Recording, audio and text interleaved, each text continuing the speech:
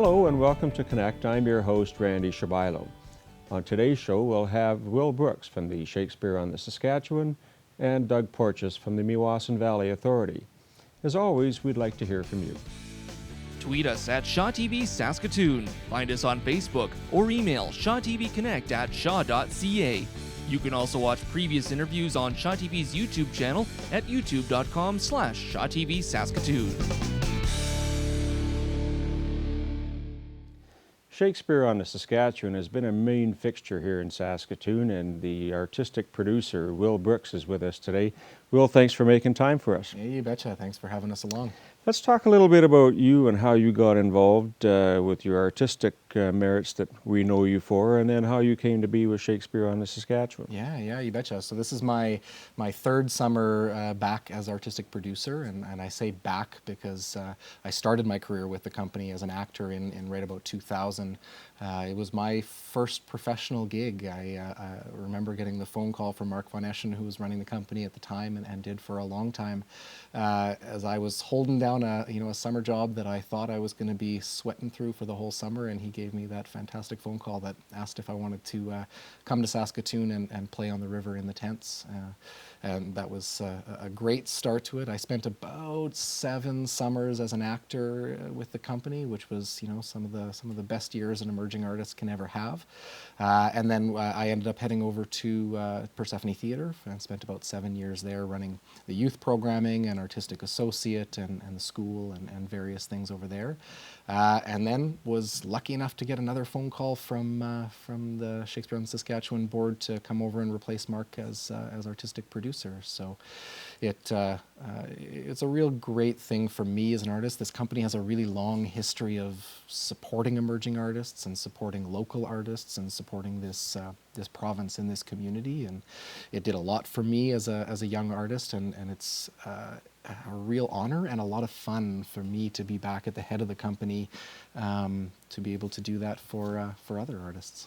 Don't let this go to your head, but I would consider myself a bit of a fan. I have been to the theater and seen you perform, and it is quite a treat. You're very effective. Oh, thank you. And I know that even just bringing guests and tourists here to Saskatoon, they see the tent, and if they're not from here, what is that? What would you say your main attraction tends to be? Is it the word of mouth, or there's a reputation already because of the longevity of the company? Yeah, there's a lot of things that work into it. We're very, very fortunate as an organization to have an incredibly loyal following. It amazes me. I'm still meeting people who are more connected with the company than I realized, or have a longer history with the company than I realized. Patrons who've seen every single one of our productions for 32 years straight, or people who've missed one or two and just really wish they hadn't missed that one in the 80s when they just couldn't make it out, or whatever it happens to be. But the wonderful thing about us is we kind of represent summer in Saskatoon, which is a fortunate place for a little theater company to be able to hold. So when we put our tent up on the riverbank, there's a lot of people out there who consider that to be the official start of summer, and who doesn't like to be associated with the official start of summer, and to hear the buzz on the streets when we raise that tent up and people start driving over the Broadway Bridge and see that tent go up. And we've been doing it in that location, putting the tent up for about 30 years. The company itself is 32 years old, and we had a couple of different locations in the very early years of the festival, but we've been there ever since.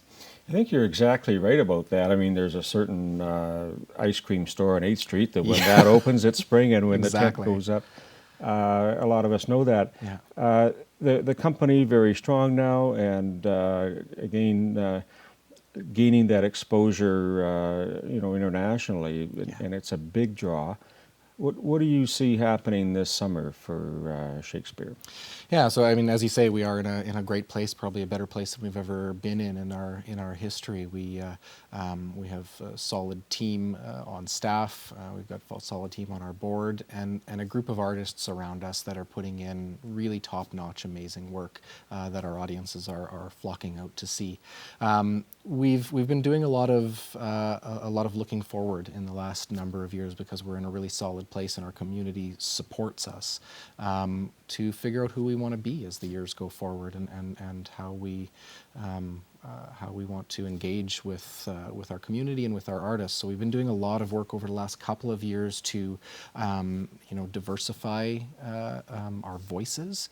I had a fantastic partnership with Gordon Tatusis Nagano Theatre a couple of years ago, where we did a Cree interpretation of Othello.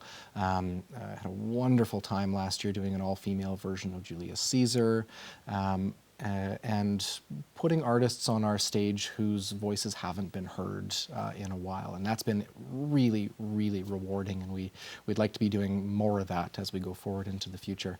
So this summer we're doing a production of Richard III and a production of Twelfth Night, and then actually a pop-up reading series where we're going to take a few different productions and just take them out off our site and into the community and do some very basic sit-down, script-in-hand readings of them and have a conversation about those shows. Richard III, we're going to do something completely revolutionary with. We're going to do it the way Shakespeare wrote it, which we don't do very often. We've got a real great reputation in history for doing ingenious things with them and innovative things with the scripts. This year, Richard III is going to be done in the time period that it was written, or I should say in the historic time period of Richard. Which is an interesting thing in this day and age, because we've actually recently, I don't know how much you followed it or not, but there's a ton of real historical factual information that's come up about Richard in the last few years. They found his body in a parking lot, so they can prove what his physical disabilities were. All of these really interesting things that have popped up about the real history, and it turns out it's not the way Shakespeare wrote it at all. Shakespeare's piece is a piece of propaganda, plain and simple. So it's an interesting time to be doing that play.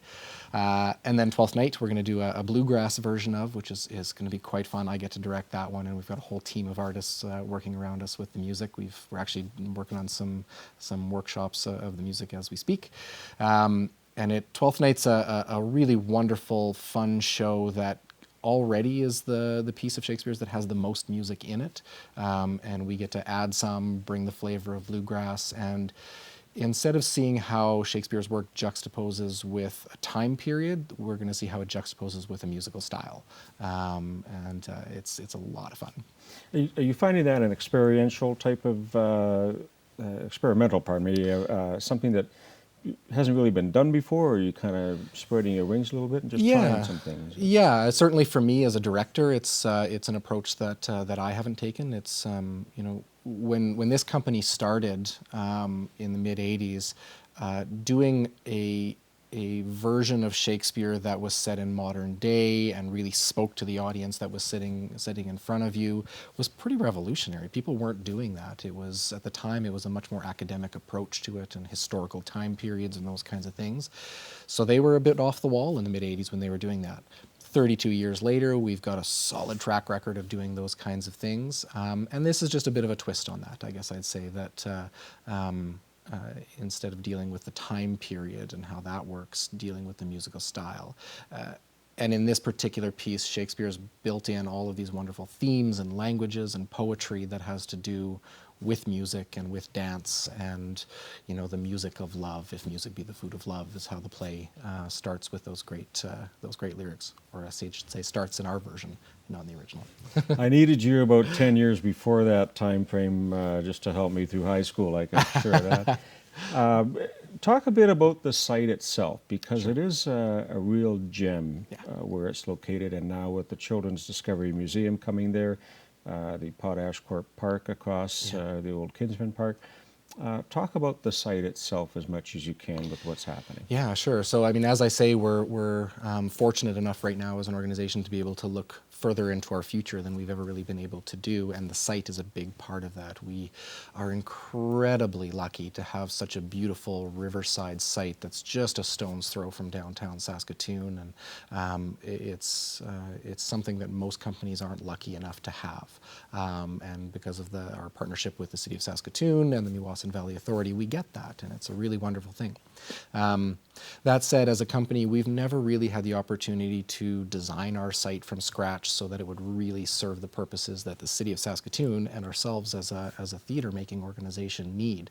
So we've been looking at that and deciding what we need. So we're right in the middle of a site redevelopment plan to figure out exactly what we're going to do with it. And the hope is that a few years from now we can enter into a development project on the site where we can put in place a number of infrastructures that'll make our jobs way easier, make it possible for us to do a way better job for our patrons. And then the other big thing about it is we're really fortunate to have this beautiful little gem of a site on the riverbank. We are the only organization, and our patrons are the only patrons who get that at the moment, and we think that's a bit of a shame. So we're hoping that we can turn the site into something that has a whole lot more access. Our mandate has a lot of things involved in it to do with accessibility, and for us that counts, as I was saying before, putting different voices on stage, getting different people in the audience, being as inclusive as possible. But it also involves that physical space and being able to open it up as a public park and as something that other arts organizations and nonprofits and events and things like that can use. Because we spend about 3 months there and we have a fantastic time in the middle of the summer on our beautiful little site. But we'd love it if other organizations could come and do a show in the fall or the spring or a winter festival or various kinds of things, because it truly is one of the best spots in Saskatoon on the riverbank, and we'd like to open that up to the city. I think you're touching on that winter city strategy a little bit. That just kind of dovetails really nicely into maybe a 12-month programming need for you. And I'm not to suggest that you should do that, but I certainly see you taking advantage of that, and it would be well welcomed. If people want to get a hold of you or are interested in tickets in the upcoming season, what will they need to do? Yeah, so I mean, like I say, we celebrate the beginning of summer in Saskatoon. So in the middle of April, we usually put our tickets on sale at shakespearesask.com and ticketmaster.ca. And then come June, we've got our beautiful little box office that's sitting on the riverbank, and we love for people to take a walk down the MVA path and come see us in person to grab their tickets. And then we're there all summer long, ticketmaster.ca. I think that's a great venue, and I wish you the best of success this upcoming season, and we'll see you there for sure. Sounds good. Thanks so much. Thank you, Will. We'll see all of you at the Shakespeare on the Saskatchewan on the Riverbank in Saskatoon. We'll be right back.